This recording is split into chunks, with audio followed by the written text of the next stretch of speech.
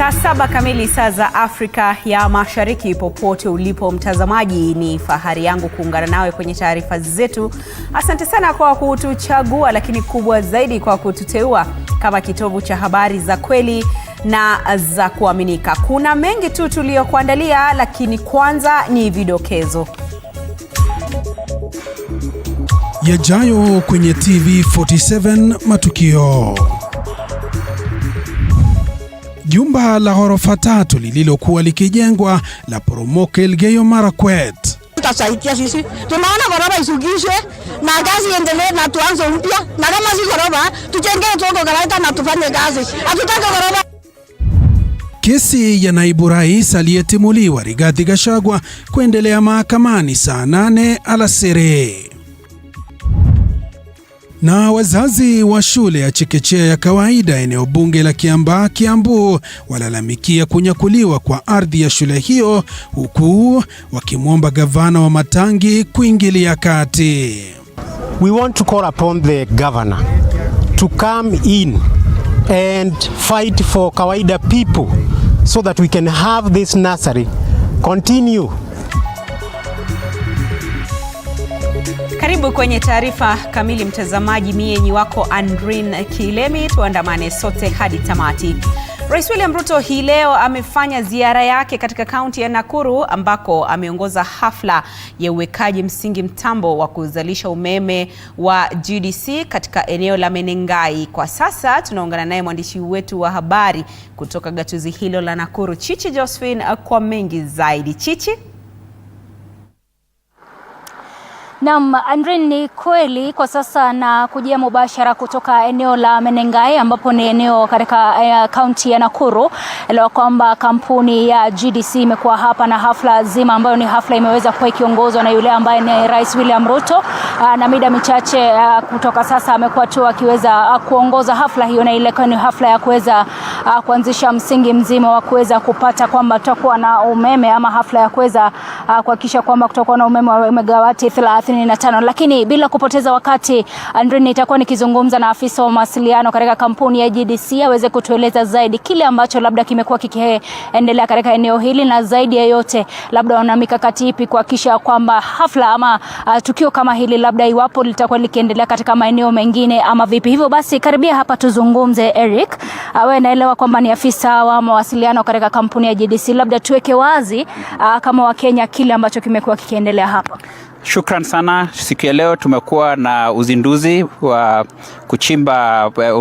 wa kujenga kiwanda kipya cha umeme hapa hivi eneo la Menengai, na tunaenda kutumia nguvu ya geothermal, yani joto ardhi, na tunatarajia kwamba hawa wawekezaji wanaenda generate megawati 35 megawatts ambayo itaenda kukua umeme ambayo itatumika na Wakenya siku zijazo. Tunapozungumzia wale ambao wanahusika katika eneo hili, labda tueleze kwa wazi ni kina nani ambao wanahusika. Nyinyi kama GDC labda ndio mnaanzilisha, na kina nani wako nyuma yenu? Haya, wacha niseme kwamba kwanza GDC, yani Geothermal Development Company, ni kampuni ya serikali, na kazi yetu ni kutafuta joto ardhi, na tukishapata hiyo mvuke ya joto ardhi tunauzia wawekezaji. Na hapa Menengai kwa mfano tuko na wawekezaji watatu. Tuko na Socian Power, tuko na Globlek, na saizi tuko na All Power 22 ambayo ni Kaishan, ambao pia wanaenda kugenerate megawati 35 kutoka kwa hii project hapa Menengai, Nakuru County. Ndio. Katika miradi nyingine ambayo labda GDC imekuwa ikiongoza, labda ni kama ipi katika eneo hili la Menengai? Haya, Menengai tuko na mradi huu ambayo tunatarajia kutoa megawati 105 kufikia mwaka wa 2026. Tuko na miradi mingine kule Baringo, kaunti ya Baringo, sehemu ambayo inaitwa Paka. Tunatarajia kutoa megawati 105 by 2027. Tuko na miradi ingine Silali, pia hiyo bado iko huko eneo za Baringo, na huko pia tunatarajia kutoa megawati 100 by 2032, na pia tunaanza kufanya uzinduzi mpya sehemu ya Suswa ambayo iko Narok na Kajiado County. Ndio. Ni malengo ambayo labda yatasaidia taifa katika malengo ya kuweza kuhakikisha kwamba tutakuwa na nishati safi. Labda kama taifa, wewe binafsi unaona tuko wapi katika kuhakikisha kwamba tuna nishati safi? Wacha niseme kama taifa la Kenya, na kupitia mambo ya joto ardhi, Kenya imepiga hatua kubwa sana ya kuleta nishati safi, na kwa saa hizi 93% ya umeme ambayo tunapata inatoka kwa ni nishati safi. Na vile tunaendelea kutengeneza hii mambo ya geothermal, yani joto ardhi, Kenya imepiga hatua kubwa sana, na GDC imesaidia sana kuleta wawekezaji wengi ili tuharakishe kuleta hii umeme ambayo itakuwa bora, ambayo itakuwa affordable, bei rahisi sana kwa wananchi wa Kenya, na pia tutahakikisha kwamba mazingira yetu imechungwa na ni safi sana kupitia hii umeme ya joto ardhi ambayo tunatengeneza hapa Menengai na sehemu zingine zote penye GDC inafanya kazi. Kumaanisha kwamba Kenya tuko katika usalama wa kwamba tutapata nishati safi. Naweza nikawahakikishia wa Kenya kupitia GDC tuko salama, niseme tuko gangari.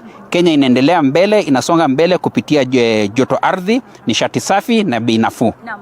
Shukrani sana kwa wakati wako afisa. Hivyo basi Andrine, naelewa kwamba huyu yule ambaye nimeweza kuzungumza naye ni afisa wa mawasiliano katika kampuni ya GDC, na hivyo basi kidogo tu nikupe taswira kamili ya vile ambavyo mambo yako katika eneo hili. Leo kwamba yule ambaye ni Rais William Ruto ametoka tu kuweza kuzindua na kuanzilisha mpango mzima ama kuweza kuweka msingi wa mtambo wa kuzalisha umeme wa megawati 35, na elewa kwamba kama vile ambavyo wameweza kuzungumzia ni kwamba wanahusisha wawekezaji wengine ambao ni pamoja na Sosian, na pia kuna wengine wanaitwa Globalec, na zaidi ya yote hii ni kuhakikisha kwamba taifa la Kenya linaweza kupata nishati safi, na zaidi ndani ya miaka 10 labda taifa la Kenya litakuwa limepata nishati safi, na kuhakikisha kwamba maendeleo pia yanaweza kushuhudiwa katika taifa la Kenya. Hivyo basi ni swala ambalo bado nitazidi kuzungumzia leo, kwamba Rais William Ruto amesema kwamba atakuwa akifanya kazi kwa ukaribu sana na GDC kuweza kuhakikisha taifa la Kenya pia tunapiga hatua katika kuhakikisha kwamba tunapata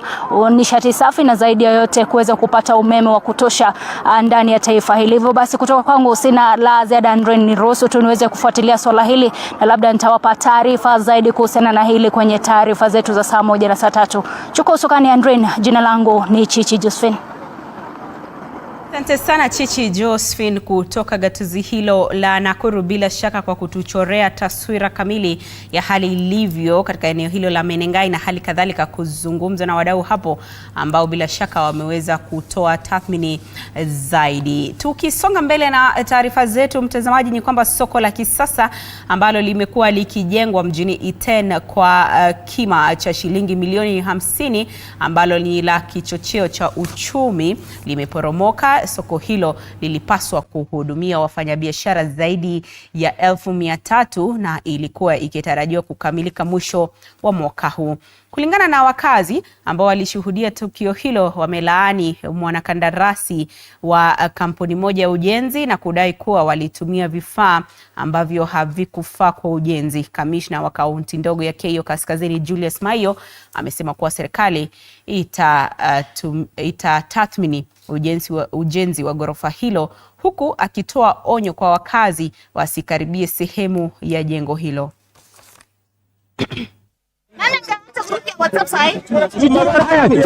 Chuma kwanza ni T10. Ghorofa haiwezi chongwa na T10. Inajengwa na ngapi? Inajengwa na Y20 na inatenda jengwa na Y16. Na simiti inatakana iwekwe. Hii kitu inawekwa simiti. Kokoto kwanza imewekwa, hakuna kokoto hapo. Haya, kitu ya kwanza pillars. Hizo pillars ya kusukuma, ya kuunda chuma, ya kusimamisha ghorofa. Lazima pillars ijengwe, pillars ambayo inasimamisha kitu. Yes. Haya, na hii ghorofa afadhali yote ishukishe chini, yaanze kazi upya. We start by questioning the procurement ambaye ile procure huyu contractor ambaye alikuja kujenga hii ghorofa. Akaweka vitu ambaye haihitajiki, haifai kuwa inajengwa kwa hiyo ghorofa. Tunasikia mawaya ilitumika si ile inafaa. So mimi naomba procurement officer ambaye aliprocure the contractor akwe questioned hapo. We are not ready to lose our women when watafanya kazi hapa. Na kwamba ni vizuri imeanguka mapema before wako wameanzisha ama wako wamefungua tu ingefanyika mbeleni. Tumeona hii ghorofa hatutasaidia sisi. Tunaona ghorofa isugishwe na kazi iendelee na tuanze upya. Na kama si ghorofa tujengee toko kalaita na tufanye kazi. Hatutaki ghorofa. Na kama ingekuwa sasa hata kama Mungu pengine tungekuwa hapa na tungeanguka na tungekufa.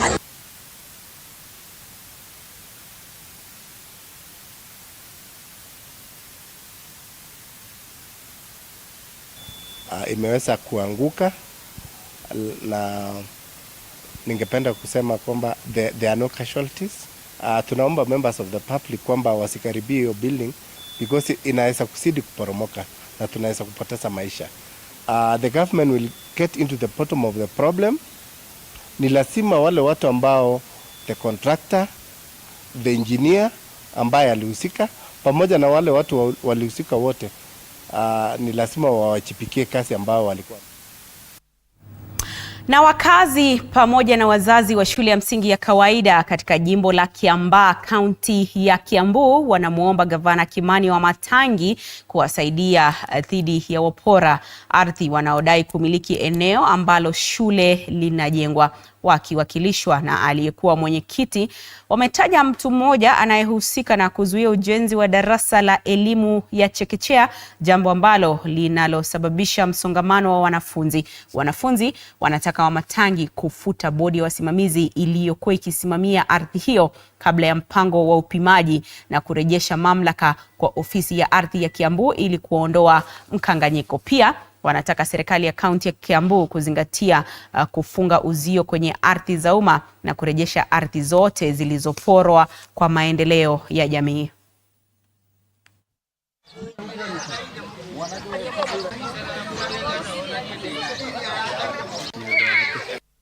Ni mali yetu na watoto wetu wanasomea huku na walisomea na wanaongesaga kila siku. For nursery school together with the kawaida primary school. And these titles were collected by one person. Tungeomba tu kwa heshima, kama kuna mashamba yote ambayo ni ya serikali, ambayo ni ya umma, iweze kuzingirwa na iweze kuzingirwa ili wakati wananchi wa umma wote ambao wako hapa wajue hilo shamba ni ya wananchi, lakini sio ya mtu, kwa sababu kuna mambo mengi ambayo imeonekana hapa katika Kiambu. Unakuta mtu anaenda ananyakua shamba ya wananchi na anasema ni yake. 0.4 hectares. If we deduct it from this, then there will be no place for our children. And therefore, we want to tell her in the strongest term that there is no plot here for her, because this was done after the nursery school was given. And therefore, we want to call upon the governor to come in and fight for kawaida people so that we can have this nursery continue. Na hospitali ya kimisheni ya St. Teresa Kerwa imezindua mpango wa Hope Against Cancer 2024 ili kuchangisha pesa kusaidia wagonjwa wa saratani katika kaunti za Meru, Isiolo, Tharaka Nithi, Laikipia na Marsabit. Mkurugenzi mkuu Mary Agnes Nkadha alisema mpango huu umeanzishwa kufuatia changamoto ya wagonjwa wengi kukosa kumaliza matibabu yao kwa sababu ya ukosefu wa fedha. Katika kipindi cha miaka miwili, hospitali hiyo imeshughulikia wagonjwa 700 kutoka kaunti hizi, huku kaunti ya Meru ikiwa ni miongoni mwa zinazoongoza kwa ongezeko la saratani nchini. Hatua hii inalenga kuboresha huduma za afya na hali kadhalika kupunguza athari za ugonjwa huo.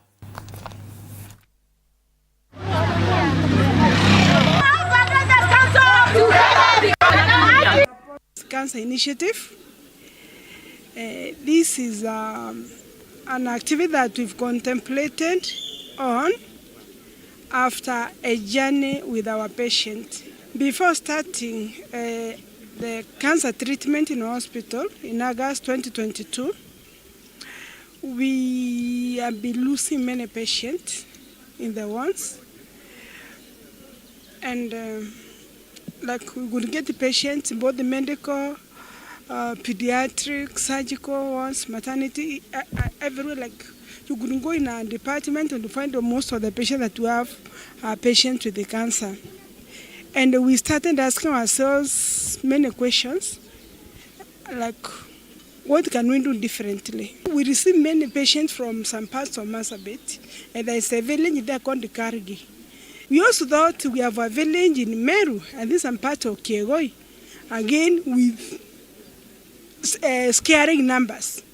But as time has gone, it's becoming like a common problem. Every part of Meru and the neighborhood is crying cancer. So all these things together brought us to this thought. Na watu 4 wamefikishwa kwenye mahakama ya Eldoret baada ya mauaji ya mwanariadha Samson Kandie yaliyotokea mapema mwezi huu eneo la Elgon View, County ya Uasin Gishu.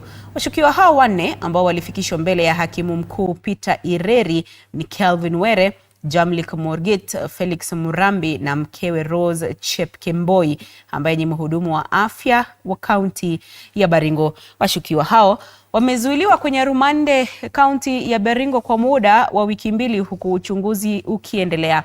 Kandie alikuwa mwanariadha tajika ambaye mwili wake ulipatikana na majeraha huku mikono na miguu ikiwa imefungwa kwa kamba ndani ya choo nyumbani kwake Elgon View mjini Eldoret tarehe 2 mwezi Oktoba.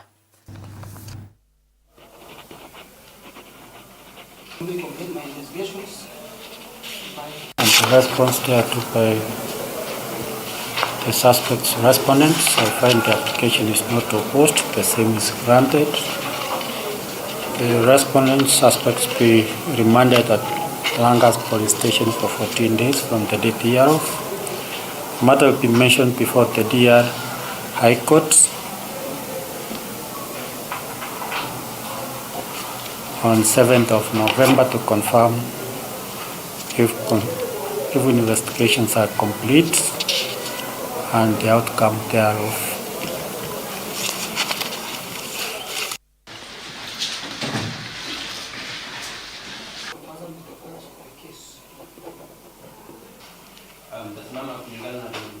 Remove whatever you have on your head. Yes?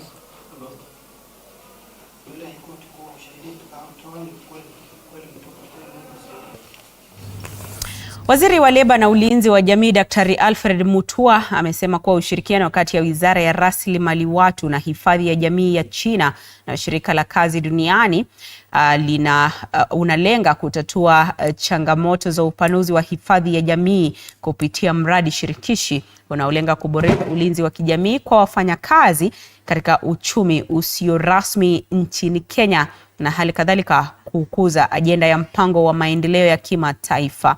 Akizungumza wakati wa uzinduzi rasmi wa mradi wa kupanua wigo wa ulinzi wa kijamii kwa wafanyakazi katika sekta ya jua kali na ambao unaleta mabadiliko ya kidijitali kupitia ushirikiano wa kusini, alisema kuwa mpango huo unatafuta kuimarisha ushirikiano ili kuimarisha muundo wa sera.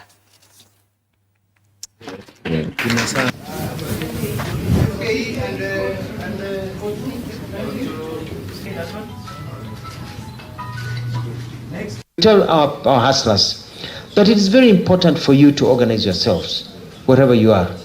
That for government to be able to support you, for you to be able to access credit, for you to be able to access support, you need to register yourself in a CBO or register a company, because that is the only way we can be able to support you. When things go badly, for example, we had COVID the other day, when things go wrong, you are able to get social protection. But you can only do that if as a group or as an individual you are registered and we know who you are. And in this agenda we want to improve the socio-economic welfare of all workers, and the manifesto of this government recognizes that the informal sector is at the core of economic development and contributes about 3.8% to the GDP. So we hope that we can continue working together with this program. We have launched the Kenya Social Protection Policy. We have got legislation policies that the PS talked about. So we are well versed and we are ready to absorb some of these things that are happening. We have significantly expanded the coverage of our cash transfer programs from 1.2 million to 1.7 million beneficiaries. We have also transitioned from bi-monthly to monthly payments, and by December we will have fully, as guided and directed by our minister, we will have fully migrated to mobile money disbursements through M-Pesa, ensuring a greater efficiency and accessibility. However, despite these positive strides, we are aware that gaps remain, particularly in reaching workers in the rural, informal and informal economy. Extending social protection to this group is not just an obligation but a necessity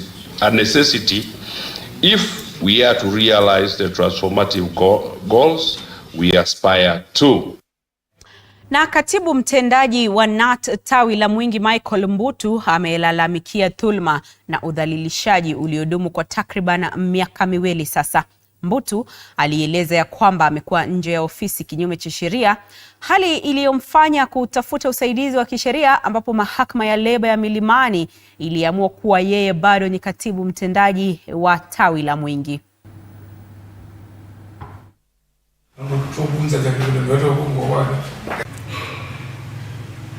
Around 2 years ago, there were trumped up charges that were leveled against me. And because the law is very clear, I subjected myself into the internal disciplinary mechanism that the court made its ruling on the matter and said there be an AGM.